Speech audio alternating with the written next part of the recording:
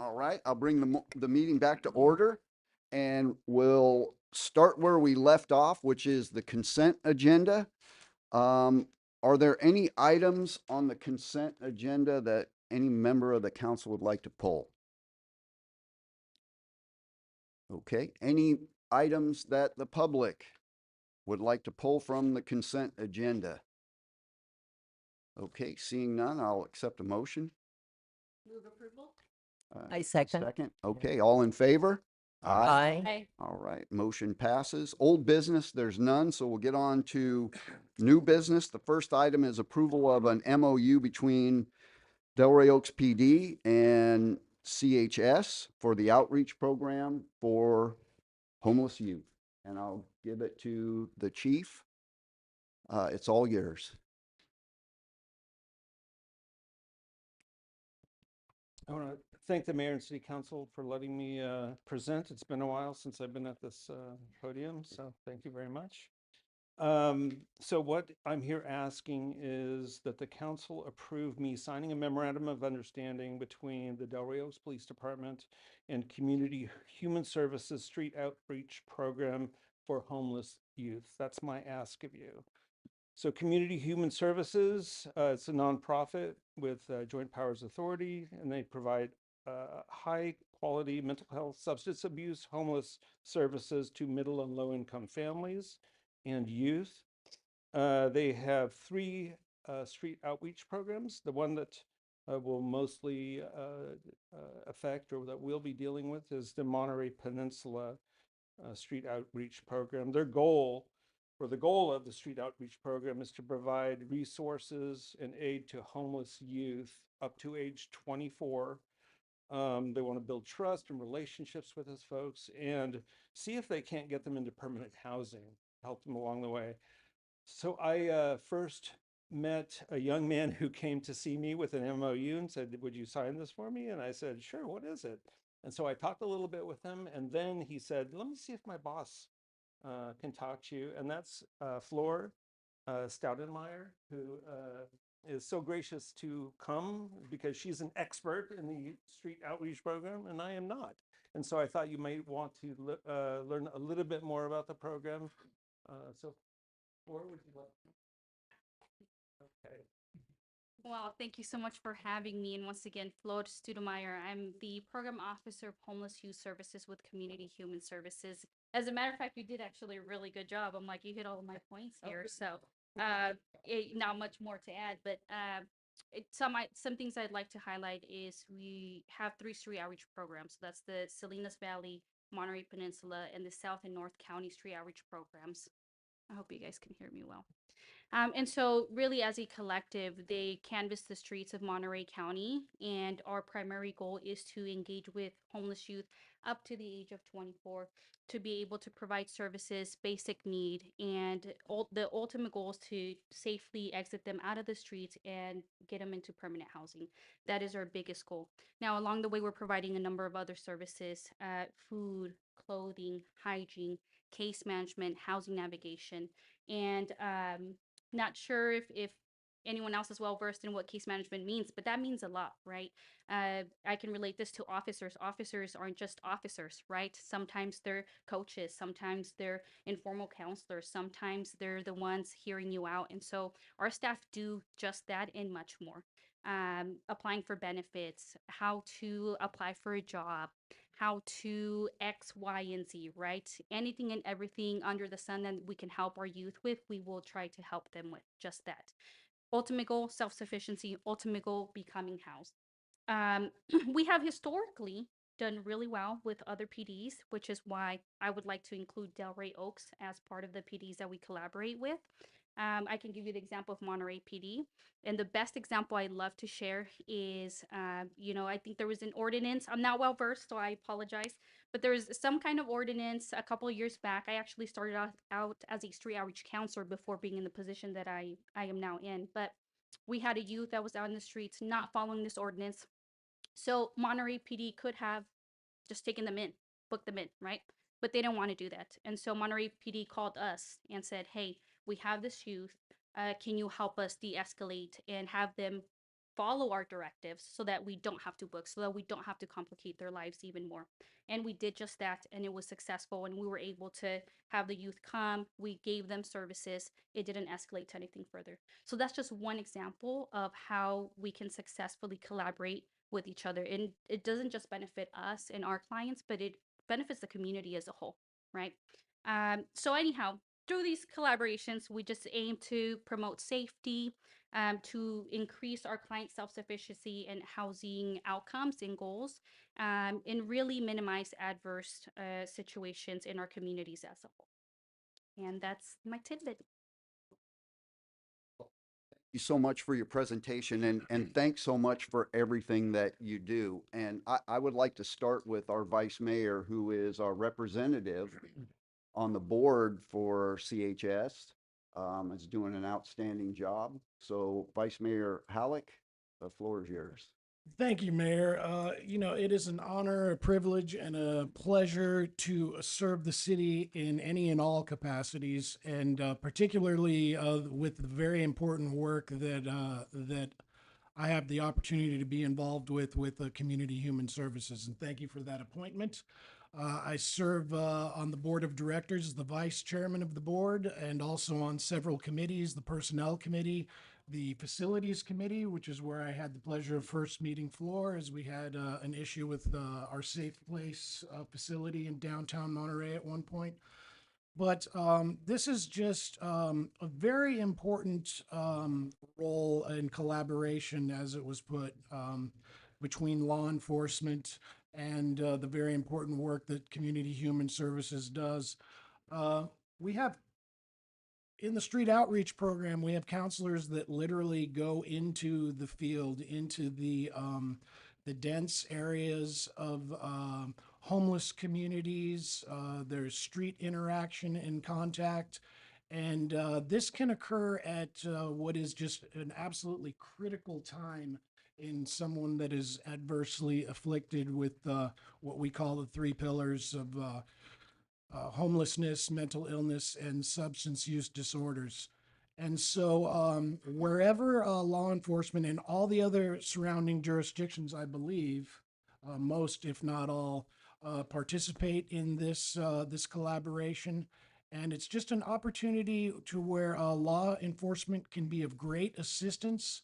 And rather than extending the strong arm of the law, they can lend a helping hand. And the diversion into guiding towards resources and the help that those in need. And so I couldn't support our partnership with Community Human Services enough, obviously. And so, yeah, fully support the approval of this item. All right, thank you so much. Councilmember Shirley. Thank you, Flores, for being here. I think this is fabulous. I'm really happy. Thank you, Chief Berquin, for being willing to do this. I think this fits really nicely with our police department. I'm curious, Chief, is there additional training that our officers will need? Is there, how do we enrich this connection between Community Human Services and our police department? Yeah, in terms of additional training, I really haven't talked to Flora about that. When I looked at the MOU, it really is a roadmap for any two groups to communicate well together. That's what I liked about it. There isn't a lot of emphasis, in fact, none on you have to. This is all, we can help you. We would appreciate hearing from you if you see this. It very much is a collaborative effort, and that's we're on board with that. If they do offer training, we are happy to listen, attend, and at the very least, we would appreciate a short class on how to go about the process, because we'll if we're going to be involved in this, we need to know how to reach out, what do you need from us, all that kind of stuff. So I foresee us being in contact often. That's great. Chief, how do you talk to your officers about this? And do you bring them all together to let them know about this MOU and how we're moving forward with it? Yeah, I'd like to do something like this in a a group meeting all at one time, so that's likely what we'll plan. We have them every so often, and we'll call in folks to speak, and hopefully we'd be able to get Fleur to come in and talk to the guys. So, you know, prior to that, of course, I need to let them know that we've signed this, and I'm sure that she can help me with at least the outreach process so that we know how to get a hold of folks if we come across somebody that needs help. So let's go full force forward. How about we Yeah. do that? Yeah, that's great. Yep. That's great. So thank you so much. I'm in great support. Okay, Councilmember Berger. Floor, thank you. Is it Floor? Yes. Thank you so much for coming tonight. And thank you so much for approaching us. All I really can say is, wow, this is fantastic. Thank you for your energy and involvement and I'm sure time, creative aspects, everything that you do. And thank you to Police Chief Berkwin for bringing this forward to us. I fully support this and I'm excited about it. And thank you to Councilmember Halleck for being so involved with this program already. All right, thank you. Councilmember Uy. Thank you, Mr. Mayor. Well, just thank you. I fully support of this. This is a no-brainer, and I'm really like inspired of your energy, Floor, and also Chris for your leadership. Thank you so much. Yeah. Yes, leadership and energy. Yes, yeah. Thank you so much, yeah, for bringing this up to us. Thank you. Yeah. All right, thank you. I'll take it out to the public. Are there any public comments anyone would like to make? All right. Seeing none. Yes, there's so much goodness with this. And so I'll echo the comments of my fellow council members. You know, it's just the idea of mutual support and partnership. There's so many great things that can come of this. So thank you very much for everything that you do. And with that, I'll accept a motion. So moved. Okay, so do we have a second? Second. All right, we have a second. All in favor? All right, motion passes. Congratulations. Thank you so much. Okay, our next item is our consulting services agreement with EPS for technical and advisory support related to the Fort Ord reuse and public asset management. And I'll give it to the city manager. All right, thank you, Mayor. So as you all know, we've ended the negotiation period with City Venture on moving forward with any kind of work with them on our former Fort Ord parcels. So we're regrouping, and we're not starting from square one, but it is a restart, and it's going to require expertise and resources beyond what we have at the staff level here. So this is a component of that. I think everybody here is familiar with economic and planning systems and with David Zender. We call them EPS. For those of you who probably haven't met him yet, he's an expert in these kinds of this kind of work for development, specifically with economic development and financial matters. So that's expertise that I personally don't have and we don't have on staff. So that's very helpful.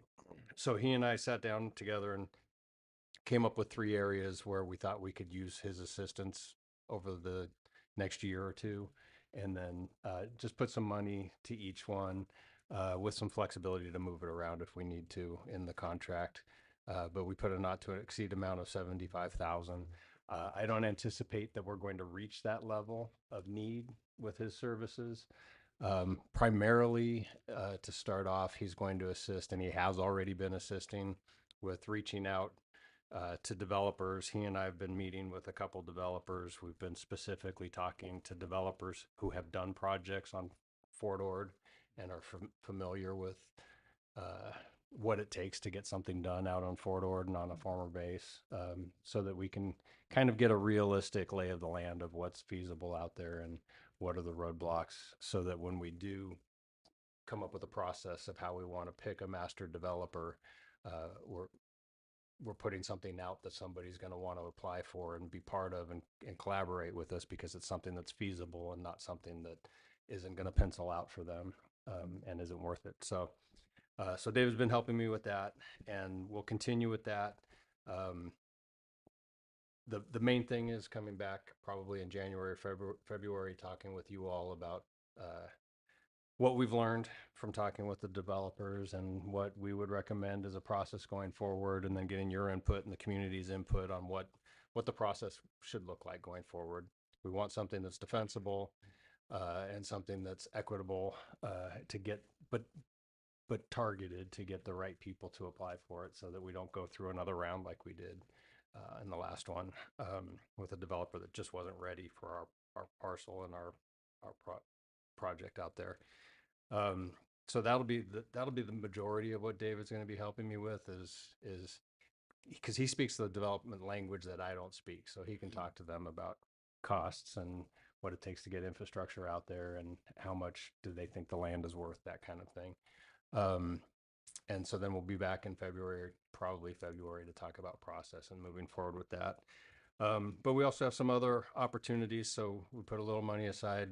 He can help us with figuring out, when we'll talk more about this in a few minutes, but with the garden center moving on, we have an opportunity down in Work Memorial to do something, I think, potentially great for the community. And he can help in terms of economic development. He can help explain our opportunities down there and what he's seen work in other areas and different ways that we can work lease agreements and things like that to attract people to want to work with us to do something down there. Same thing potentially maybe for the public works yard down there. And then we also have some land that just recently opened up on Rosita that is a potential opportunity site. It would be difficult to get something done there, but not infeasible necessarily. So he can help us with giving us some ideas on some of those things. And then also he's going to help me with looking at opportunities with the other properties that we have out on Fort Ord, with the adjacent property owners, the Craniacs, and the Parks District, and some other opportunities on that. So that's what this contract will help with.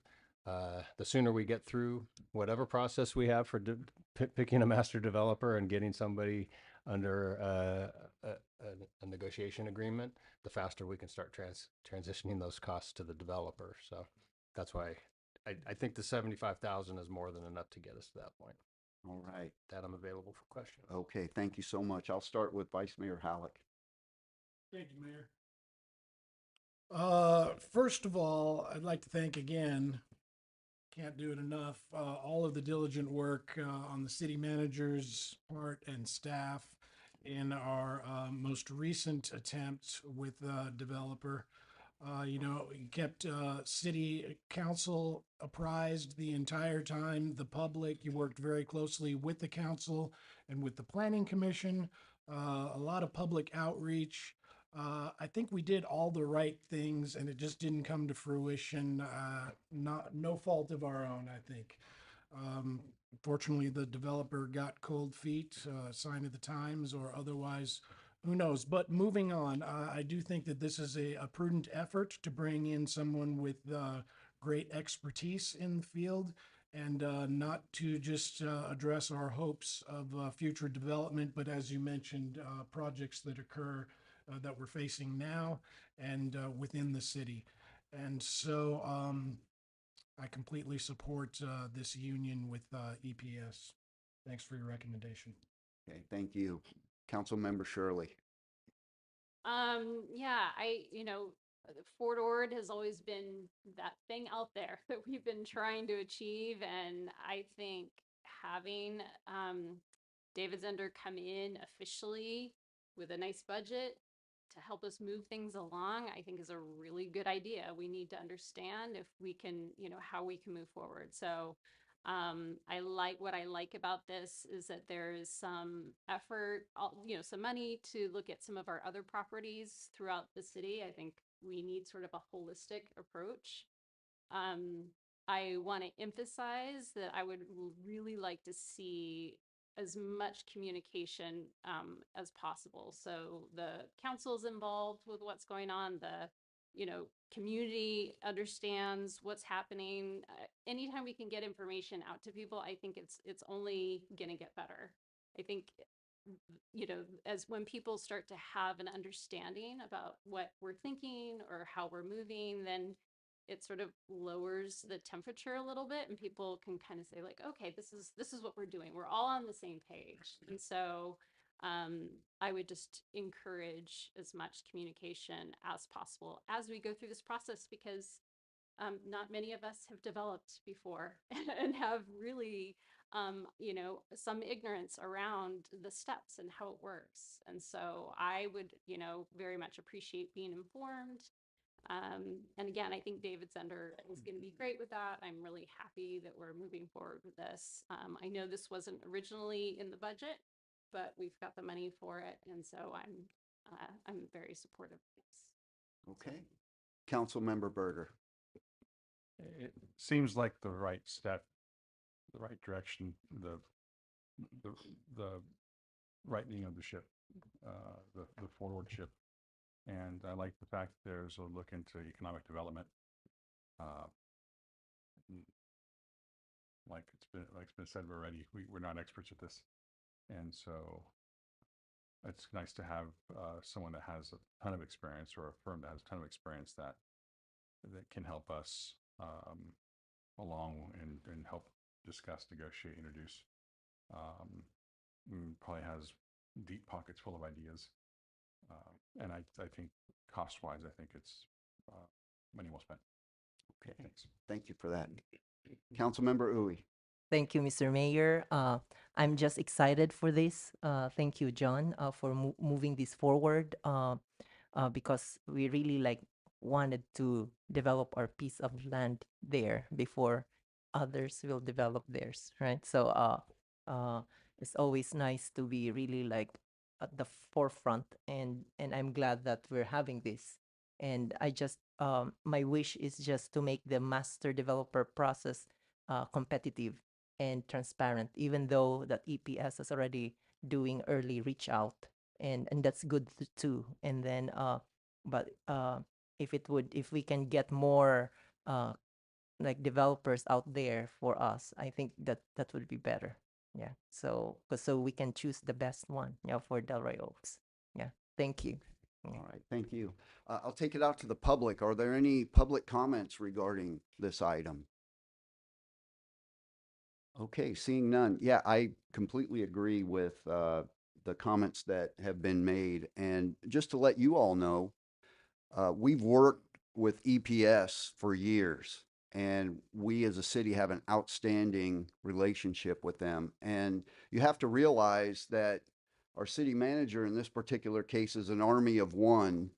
He doesn't have a planning division, a planning staff, economic development division, or a staff there either.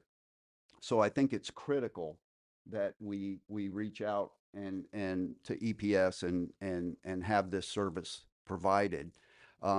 Like the city manager just said, they'll be able to advise us, help us with negotiations, and also do some of that analysis that we would need to do at their level of expertise. So I also am fully supportive of this, and I'll accept a motion for this item. I move to approve, Mr. Mayor. Okay, I'll second. and we have a second. All in favor? Aye. All right, motion passes. So we'll move on to item C, which is an informational item, and it relates to the conclusion of the lease renewal discussions with Hana Gardens and the findings that the city uncovered during its due diligence. Just to let you know, for the past few months, the city council has had a closed session item where we were discussing the lease for this particular property. We made a unanimous decision not to continue that lease, and I thought it was very important that we let you all know basically the reasons why. I mean, I know that a lot of folks enjoy the garden center. It's part of the community and they're not going to be there anymore. And I thought it was important that you all know how that all happened. So I'm going to allow the city manager to discuss the details of that, and then we'll talk a little bit more. Mayor. So unfortunate to end our last meeting of the year on a bit of a sour note, but you know, the garden center is something that's visible and everybody is aware of, and it will look like a missing tooth to everybody. So yeah, so the mayor and I discussed with Alex about putting information out there and wanting to be transparent to everybody.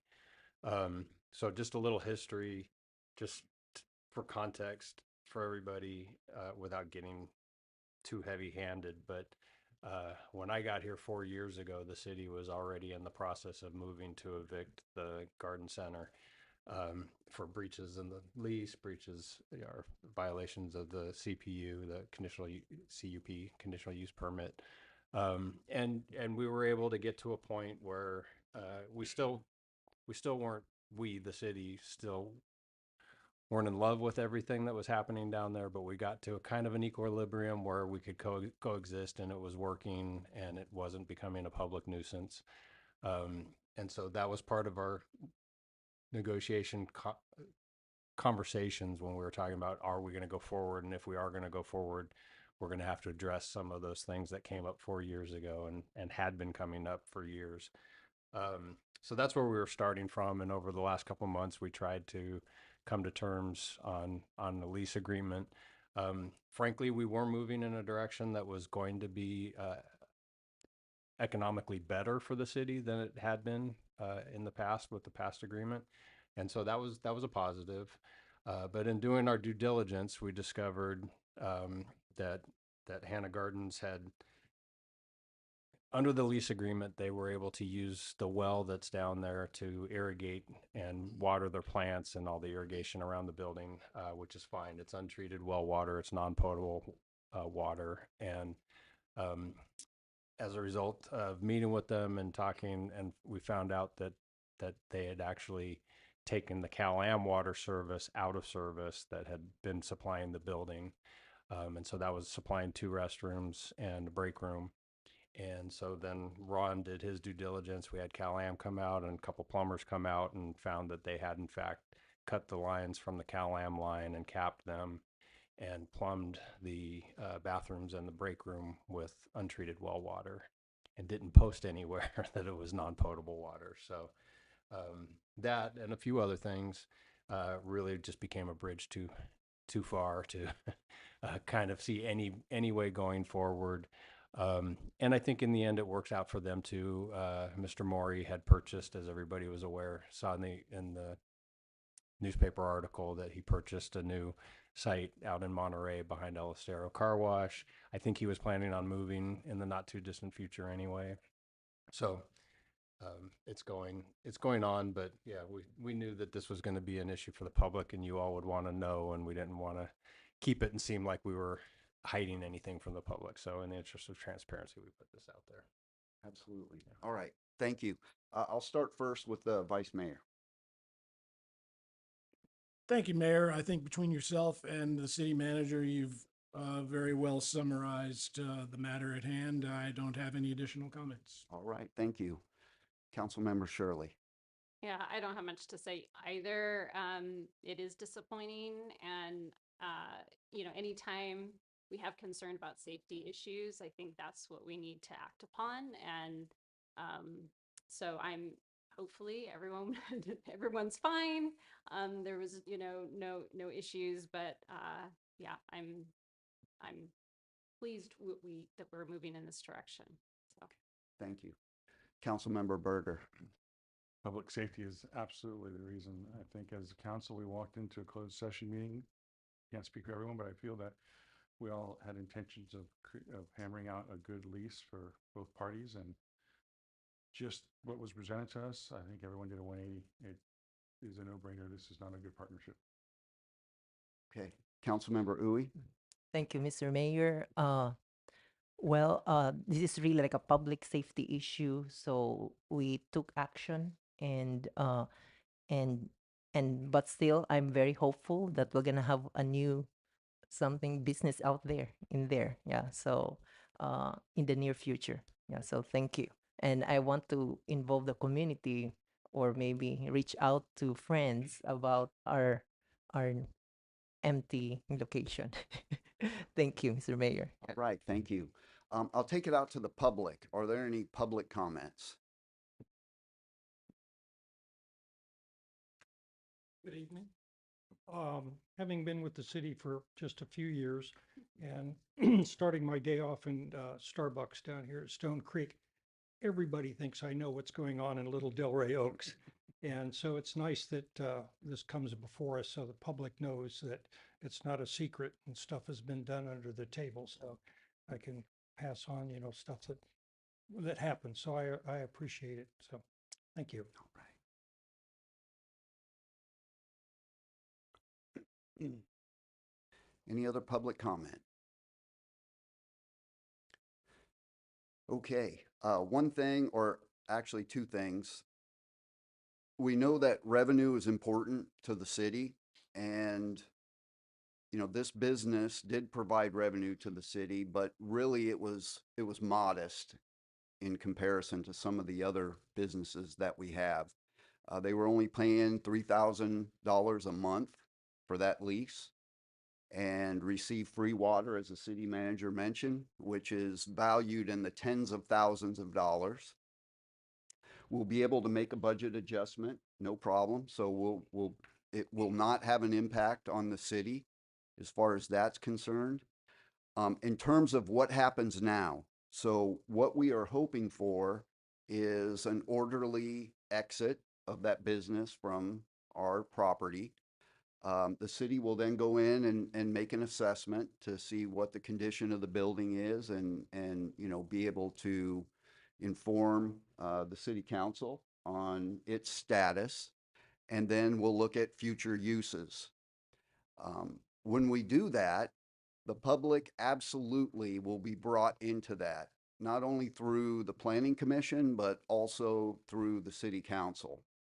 So any future use, as the city manager talked about, doing, potential assessments out there, before we decide on anything, we will definitely make sure that the public has ample opportunity to provide comments and ask questions. So that's where we're going with it. I appreciate you all being here. Hopefully you spread the news on what happened, because I know a lot of members of the community are curious about it. Okay, with that, we'll go on to our next items, which is staff reports are located within the packet along with city council reports and correspondence. Our next meeting is January 27th at 6 o'clock. And I want to wish everyone a happy holiday and Merry Christmas, and we'll see you in the new year.